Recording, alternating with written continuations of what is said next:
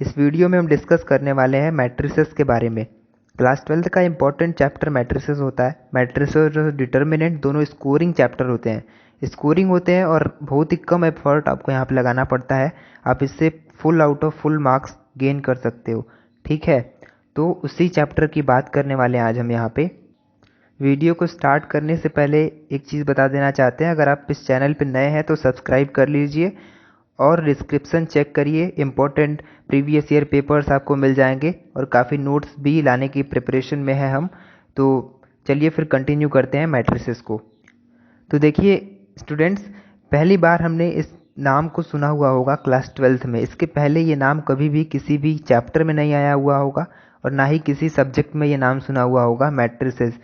Class 12th में बिल्कुल नया वर्ड होता है। तो सबसे पहले जानने की कोशिश करते हैं कि मैट्रिक्स होता क्या है। ठीक है, मैट्रिसेस एक एक्चुअल में क्या होता है। ठीक है, तो अगर डेफिनेशन के अकॉर्डिंग चले तो बोला जाता है कि it is a rectangular arrangement. लेकिन कैसा अरेंजमेंट होता है वो देखिए यहाँ पे। तो जैसे कि एक अरेंजमेंट होता है, जैसे मैं बोलूँ यहाँ पे मेरे पास में 6 नंबर्स हैं। ठीक है ना, तो जैसे 15 है, 10 है, 13 है और 6, 2, 5, ये 6 नंबर्स हैं हमारे पास में।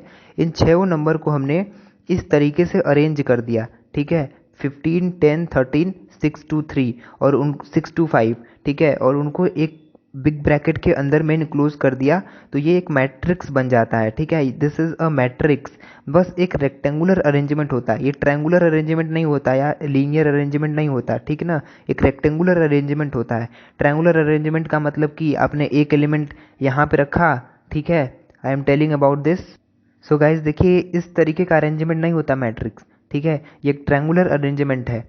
ठीक है ना, मैट्रिक्स जो है हमेशा इस तरीके का अरेंजमेंट होता है, रेक्टेंगुलर अरेंजमेंट होता है मैट्रिक्स। ठीक है, तो ये एक बेसिक चीज़ आपको समझ में आनी चाहिए। डेफिनेशन के अकॉर्डिंग ही ये बात हम कर रहे हैं यहाँ पे।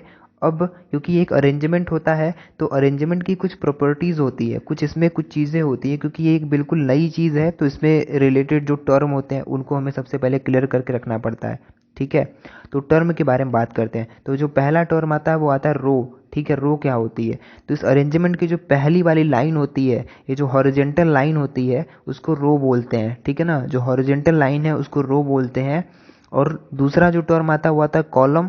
तो उसको जो वर्टिकल लाइन है, वर्टिकल लाइन में या जो वर्टिकल लाइन में जो एलिमेंट अरेंज्ड है वो एक कॉलम में बोले जाते हैं कि they are said to be in column. और ये एक कॉलम है इनके लिए। तो ये देख सकते हो, ये फर्स्ट रो है और आप देख सकते हैं यहाँ पे ये सेकंड रो है। ठीक है ना, और ये फर्स्ट कॉलम है और ये सेकंड कॉलम है और ये थर्ड कॉलम है। तो ये रो और कॉलम जो है ये समझ में आने वाली बात होती है क्योंकि इसका बहुत इंपॉर्टेंट यूज़ होता है आगे जा करके। ठीक है, तो हमने जान लिया कि रो और कॉलम क्या होता है। अब तीसरी जो चीज़ जो इम्पोर्टेंट होती है वो होती है एलिमेंट। ठीक है ना, तो जो नंबर हमने यूज़ किया हुआ है इस अरेंजमेंट को करने के लिए या इस अरेंजमेंट को बनाने के लिए, जिस भी नंबर को हमने यूज़ किया हुआ है उसको एलिमेंट बोलते हैं। ठीक है ना, वो इस मैट्रिक्स का एलिमेंट है, इस अरेंजमेंट का एलिमेंट है। ठीक है, जैसे यहाँ पे 15 एलिमेंट है, 10 एलिमेंट है, 13 है, वैसे ही 6, 2 और 5, ये तीनों के तीनों 6 जो नंबर्स हैं वो एलिमेंट ऑफ दिस मैट्रिक्स हैं। ठीक है, तो आई होप आपको ये बातें समझ में आ रही हैं। तो हमने अभी 3 चीज़ें डिस्कस की।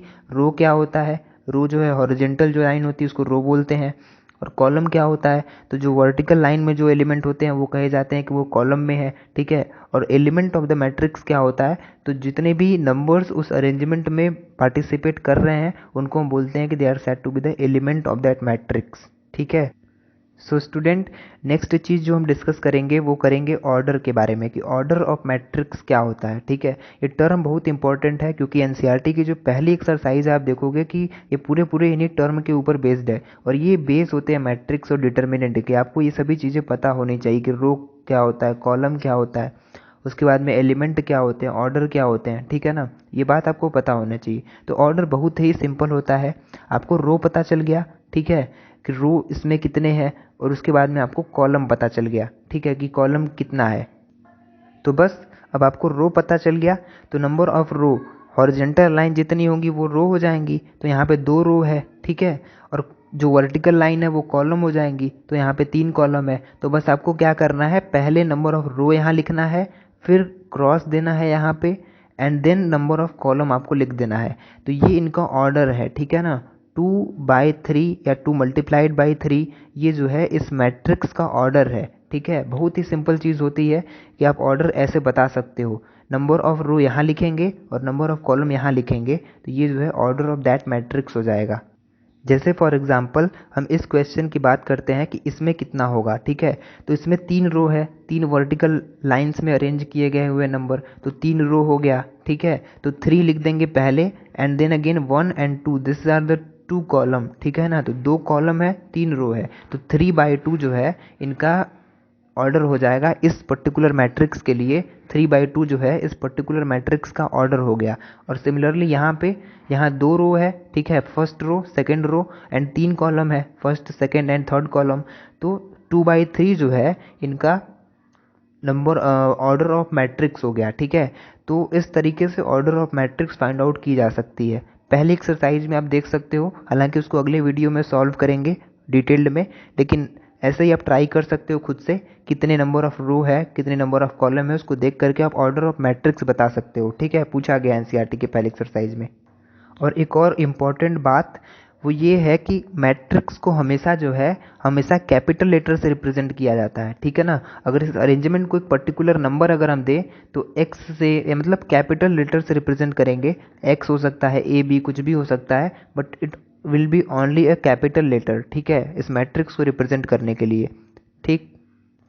नेक्स्ट जो है हम बात करेंगे टाइप ऑफ मैट्रिसेस के बारे में, ठीक है, ये भी एक बहुत इंपॉर्टेंट टॉपिक है। टाइप्स ऑफ मैट्रिसेस, हर एक टॉपिक यहाँ पे इंपॉर्टेंट है क्योंकि ये बेस है। आपने मैट्रिक्स को पहले कभी पढ़ा नहीं है, तो आप जब भी पढ़ेंगे तो पहले उसके बेसिक टर्मिनोलॉजीज़ को पढ़ेंगे, क्या क्या चीज़ें होती हैं इसमें, ठीक है। तो वही हम स्टार्ट करते हैं और अभी बात करेंगे रो मैट्रिसेस के बारे में। टाइप ऑफ मैट्रिसेस का जो पहला वो होता है रो मैट्रिसेस, ठीक है। तो रो मैट्रिसेस क्या होता है, एक कोई ऐसा मैट्रिक्स जिसका जो अरेंजमेंट ऑफ नंबर हो वो सिर्फ सिंगल रो में हो, ठीक है ना, एक रो में हो। जैसे यहाँ पे हमने लिख दिया 2 5 8, ठीक है, ध्यान दीजिएगा यहाँ कोई भी कॉमा वगैरह कुछ नहीं होता, डायरेक्टली अरेंजमेंट किया जाता है पर्टिकुलर स्पेसिंग पे, ठीक है ना।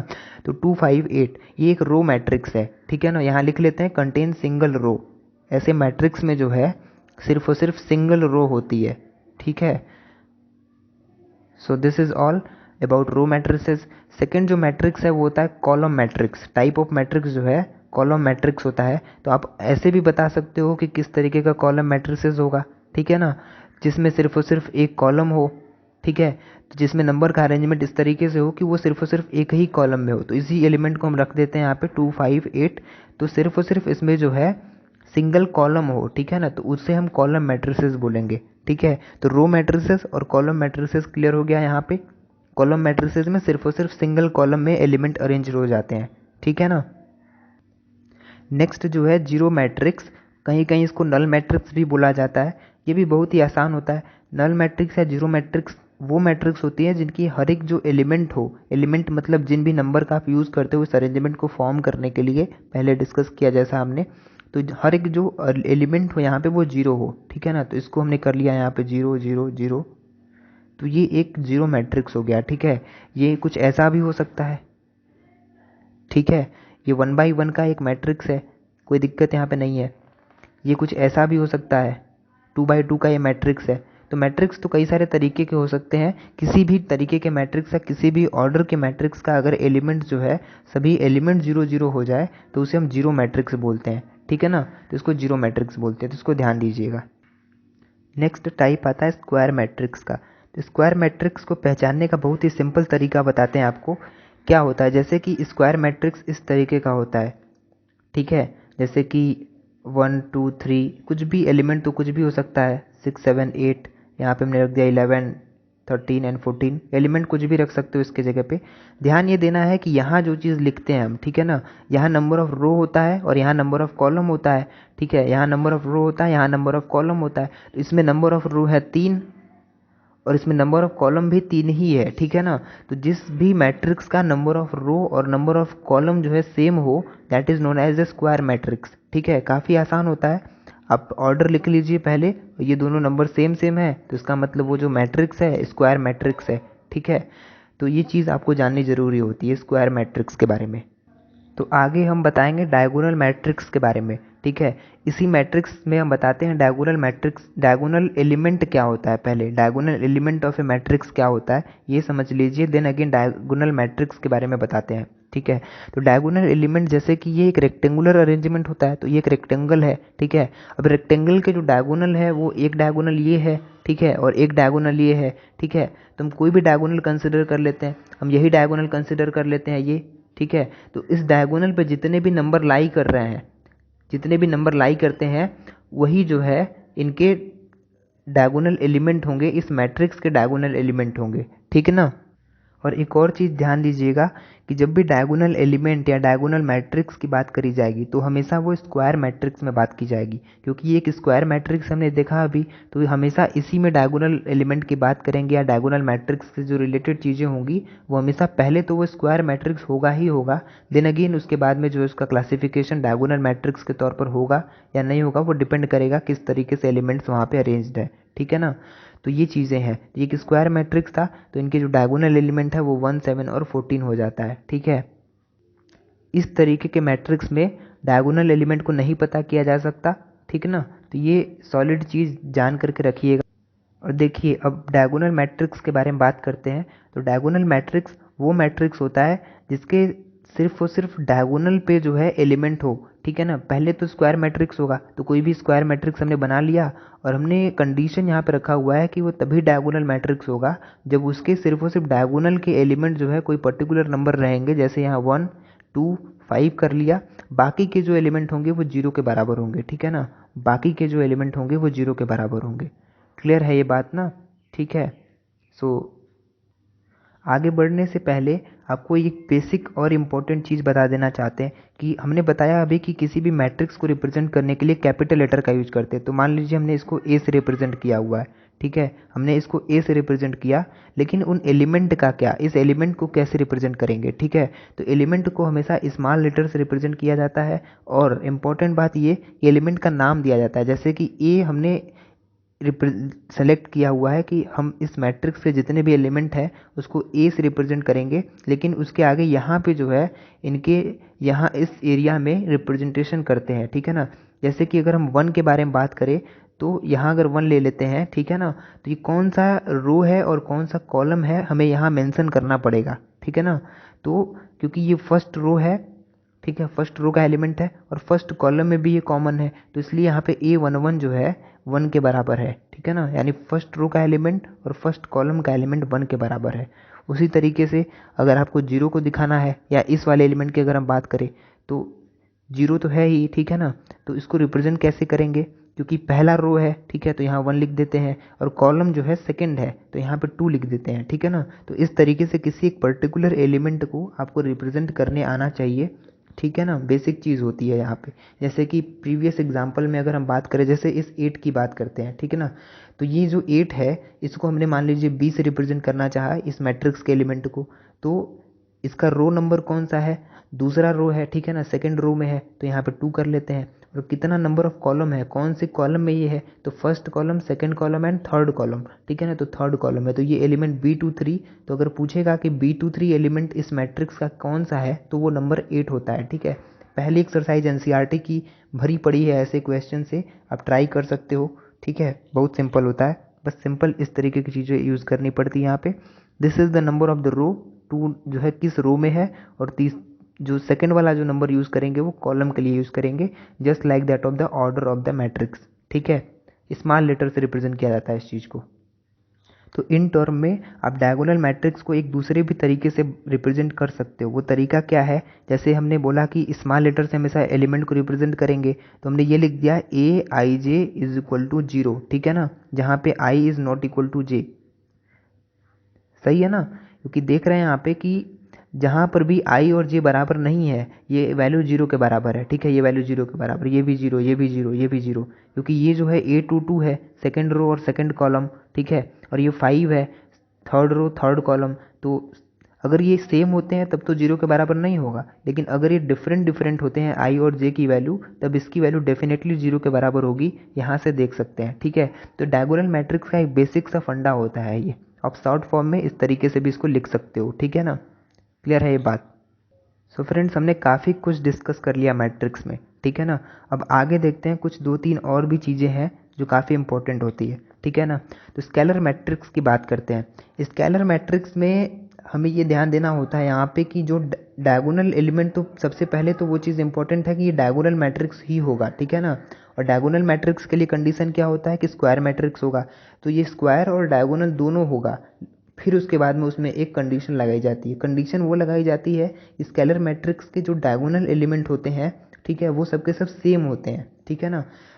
तो क्योंकि ये जो है एक डायगोनल मैट्रिक्स होता है, तो सिर्फ और सिर्फ डायगोनल एलिमेंट ही इनके एग्जिस्ट करेंगे, बाकी सभी के सभी जो नंबर्स रहेंगे, बाकी सभी के सभी जो एलिमेंट होंगे वो 0 0 हो जाएंगे, ठीक है। तो इनके डायगोनल एलिमेंट ही सिर्फ और सिर्फ मेंशन करते हैं, जैसे 1 0 0, ठीक है, 0। क्योंकि स्केलर मैट्रिक्स का जो कंडीशन होता है वो यही होता है कि डायगोनल एलिमेंट तो रहेंगे ही सिर्फ और सिर्फ, ये डायगोनल मैट्रिक्स होगा, लेकिन ऐसा डायगोनल मैट्रिक्स होगा जिसका जो डायगोनल एलिमेंट है, सबके सब डायगोनल एलिमेंट सेम होंगे, ठीक है ना। तो उसी कंडीशन के अकॉर्डिंग यहाँ नंबर पुट करते हैं 1 0 0 0 1, ठीक है ना। तो होप कि आपको समझ में आ गई होंगी ये चीज़ें। स्केलर मैट्रिक्स में जितने डायगोनल एलिमेंट होंगे, ये तीनों चीज़ें वो सब के सब सेम रहेंगे, ठीक है ना। आप यहाँ पे 1 की जगह पे कुछ भी लिख सकते हो, 7 हो सकता है, ठीक है ना। अगर हम 7 करें तो सब जगह 7 कर दीजिए, ठीक है। आप 6 भी कर सकते हो, कोई भी नंबर, कुछ भी नंबर आप स्केलर मैट्रिक्स में रख सकते हो। स्केलर मैट्रिक्स आपको इतनी फ्रीडम देता है, ठीक है, एक्सेप्ट कि ये सभी के सभी एलिमेंट जो 0 हैं वो 0 रहेंगे, ठीक है ना। सिर्फ और सिर्फ डायगोनल एलिमेंट ही आपको कंसिडर करना उस पर, और सबके सब सेम होने चाहिए। नेक्स्ट जो मैट्रिक्स की बात करने वाले हैं वो किंग ऑफ मैट्रिक्स है, ठीक है ना, समझ जाइए। पूरी जो थियरी होती है मैट्रिक्स का, जो पूरा प्रॉब्लम होता है मैट्रिक्स का, वो इसी के आगे पीछे घूमता है, ठीक है। आइडेंटिटी मैट्रिक्स के आगे पीछे घूमता है, ये इंपॉर्टेंट बात होती है। और इसको हम डिनोट करते हैं आई से, और आई की खासियत ये होती है कि ये डायगोनल मैट्रिक्स स्केलर मैट्रिक्स के एक कदम आगे चलता है, ठीक है ना। स्केलर मैट्रिक्स भी होगा, ये डायगोनल मैट्रिक्स भी होगा, स्क्वायर मैट्रिक्स भी होगा, ठीक है ना। सबसे पहले स्क्वायर मैट्रिक्स होगा, तो इसमें जितने नंबर ऑफ रो रहेंगे उतने नंबर ऑफ कॉलम हो जाएंगे। फिर डायगोनल मैट्रिक्स होगा, कहने का मतलब कि डायगोनल को छोड़ करके बाकी सभी एलिमेंट 0 के बराबर होंगे। और तीसरी चीज़ ये होती है इसके जगह पे कि स्केलर मैट्रिक्स होगा, मतलब सभी के सभी नंबर सेम रहेंगे। और आइडेंटिटी मैट्रिक्स का जो अपना अपना जो एग्जिस्टेंस है वो ये है कि जो डायगोनल नंबर होंगे, इनके जो डायगोनल एलिमेंट होंगे वो 1 रहेंगे सिर्फ और सिर्फ, ठीक है ना। तो 1 हो जाएगा, 0 हो जाएगा, 0 1 0 एंड फाइनली 0 0 1। तो ये इसका सबसे स्टैंडर्ड फॉर्म होता है। ये एक 3 by 3 का, क्योंकि इसमें 3 ऑर्डर है और 3 रो है और 3 कॉलम है, तो इसलिए एक 3 by 3 का जो है आइडेंटिटी मैट्रिक्स है, ठीक है ना। कहीं कहीं पे इसको यूनिट मैट्रिक्स भी बोला जाता है, यूनिट मैट्रिक्स, ठीक है। तो ये नाम भी आपको पता होना चाहिए, यूनिट मैट्रिक्स भी इनको बुलाया जाता है, इसलिए क्योंकि इनके जो डायगोनल एलिमेंट है वो 1 है, यूनिट है, ठीक है ना। तो 3 by 3 का जो आइडेंटिटी मैट्रिक्स है वो इस तरीके का दिखता है। अगर हम 2 by 2 का आइडेंटिटी मैट्रिक्स ड्रॉ करें तो कुछ इस तरीके का दिखेगा, ठीक है, कुछ इस तरीके का दिखेगा, 1 0 0 1। बस बात ये है कि इनके डायगोनल एलिमेंट ही एग्जिस्ट करेंगे, बाकी के जो एलिमेंट है वो 0 0 के बराबर हो जाते हैं, जैसा कि आप देखते हैं स्केलर मैट्रिक्स में भी। बट वहाँ पे क्या होता है कि ये एलिमेंट कुछ भी हो सकते हैं, बट यहाँ पे जो डायगोनल एलिमेंट है वो डेफिनेटली 1 रहेंगे। अगली जो टाइप ऑफ मैट्रिक्स है, टाइप ऑफ मैट्रिक्स तो नहीं कह सकते इसको, लेकिन एक जनरल तरीका होता है इसको कहने का। जैसे इसके बारे में बताते हैं तो आपको समझ में आएगा कि कंपैरेबल मैट्रिक्स क्या होता है, ठीक है। दो ऐसे मैट्रिक्स जो कंपेयर किए जा सकते हैं। अब वो कौन से ऐसे दो मैट्रिक्स हैं, उनमें क्या चीज़ें देखोगे कि वो कंपेयर किए जा सकते हैं आपस में, ठीक है ना, वो देखते हैं। तो देखिए गाइस, यहाँ पे क्या है कि कंपेरेबल मैट्रिक्स वो मैट्रिसेस हैं जिनको हम कंपेयर करा सकते हैं, और ऐसे मैट्रिक्स को कंपेयर करा सकते हैं जिसमें नंबर ऑफ रो और जो नंबर ऑफ कॉलम है सेम हो, ठीक है ना। तो जो हमने यहाँ दोनों मैट्रिक्स लिया हुआ है उसमें देख सकते हैं कि आप यहाँ पे 3 रो है, ठीक है, तो इनका और 2 कॉलम है, तो इनका जो ऑर्डर है वो 3 by 2 हो गया। और यहाँ पर भी 3 रो ही है और 2 कॉलम है, ठीक है, तो इनका भी जो ऑर्डर है वो 3 by 2 ही हो गया। तो ये कंपेरेबल मैट्रिसेस बोले जा रहे हैं, इसलिए क्योंकि इनमें जो नंबर ऑफ रो है और जो नंबर ऑफ कॉलम है वो सेम है। आप कह सकते हो कि ऑर्डर जिन दो मैट्रिसेस का सेम रहेगा, आप उन्हें कंपेरेबल मैट्रिसेस बोल सकते हो, ठीक है ना, उनको कंपेयर कराया जा सकता है, ठीक है। नेक्स्ट लेवल की जो टाइप होती है या नेक्स्ट लेवल का जो क्राइटेरिया होता है वो होता है इक्वल मैट्रिसेस, ठीक है, जो कंपेरेबल मैट्रिसेस के नेक्स्ट लेवल पे जाता है। तो ठीक है, देखिए इस तरीके का होता है ये। अब हमने इसको पर्टिकुलर वेरिएबल सेलेक्ट किया हुआ है इसको रिप्रेजेंट करने के लिए, क्योंकि आपको चीज़ें अच्छे से समझ में आ सके यहाँ पे। तो देखिए सबसे पहले तो ज़रूरी चीज़ ये होती है कि कंपेरेबल होना चाहिए दोनों मैट्रिक्स, तभी हम इक्वल मैट्रिक्स के लिए आगे उस पर काम कर सकते हैं। कंपेरेबल होने का मतलब कि उनका ऑर्डर सेम होना चाहिए, तो वो 2/3 का मान लीजिए हमने दोनों मैट्रिक्स कंसिडर कर लिया, ठीक है। तो अब ये दोनों मैट्रिक्स इक्वल कब होंगे? इक्वल तभी होंगे जब उनका जो रिस्पेक्टिव एलिमेंट है, तो कॉरस्पॉन्डिंग एलिमेंट या रिस्पेक्टिव एलिमेंट आप बोलिए, जैसे कि ए का जो ए की वैल्यू है वही एक्स की भी वैल्यू रहे, ठीक है, बी की वैल्यू वाई की वैल्यू के बराबर रहे, सी की वैल्यू जेड के बराबर, एंड फाइनली डी ई और एफ की भी वैल्यू यू वी और डब्ल्यू के बराबर होनी चाहिए, तभी जाकर के दो मैट्रिसेस जो है बराबर हो पाएंगे, ठीक है ना। तो कंडीशंस इनके लिए यही होती है कि जो उनके रिस्पेक्टिव एलिमेंट है, यानी कि जैसे ये एलिमेंट क्या है, ये एलिमेंट जो है अगर हम रिप्रेजेंट करें इनको एक्स से, मान लीजिए कि हमने इनके जो कुछ दूसरा नंबर चूज़ करते हैं, मान लीजिए टी चूज़ करते हैं, टी जो है इनके एलिमेंट को रिप्रेजेंट करता है, तो T11 जो है इसका हो गया, ठीक है, और इसको S मान लेते हैं, तो उसके S11 के बराबर होना चाहिए, ठीक है ना। इस मैट्रिक्स का जो S11 का एलिमेंट है वो इसके बराबर होना चाहिए। उसी तरीके से आप अगर कोई भी रैंडमली T23 सेलेक्ट करते हैं तो S23 भी जो है बराबर होना चाहिए, ठीक है ना। 23 का मतलब F वाला एलिमेंट, यहाँ पे W, तो F और W बराबर होना चाहिए। तो कहने का मतलब दो मैट्रिसेस तभी बराबर हो सकते हैं जब उनके हर एक एलिमेंट बराबर हो, ठीक है ना। तो आप कंपेयर कराने के लिए ऐसे जो है क्वेश्चन एनसीईआरटी के पहले एक्सरसाइज में आपको मिल जाएगा। हम उम्मीद करते हैं कि आप ज़रूर इसको सॉल्व करिए। नेक्स्ट वीडियो में हम उसके बारे में ज़रूर बात करेंगे। So I hope this video is very helpful to you, ठीक है। तो please like the video and subscribe the channel. Thank you. और डिस्क्रिप्शन जरूर चेक करिए, वहाँ पे प्रीवियस ईयर पेपर और ट्रिग्नोमेट्रिक फंक्शन के जो है मॉडल पेपर और उसके जो है नोट्स मिल, साथ ही साथ मॉक पेपर जो कि बोर्ड एग्ज़ाम से काफ़ी मिलता जुलता होगा, जो आपके लिए बहुत हेल्पफुल प्रूव होगा। सभी की सभी चीज़ें डिस्क्रिप्शन में मिल जाएंगी, so please check the description.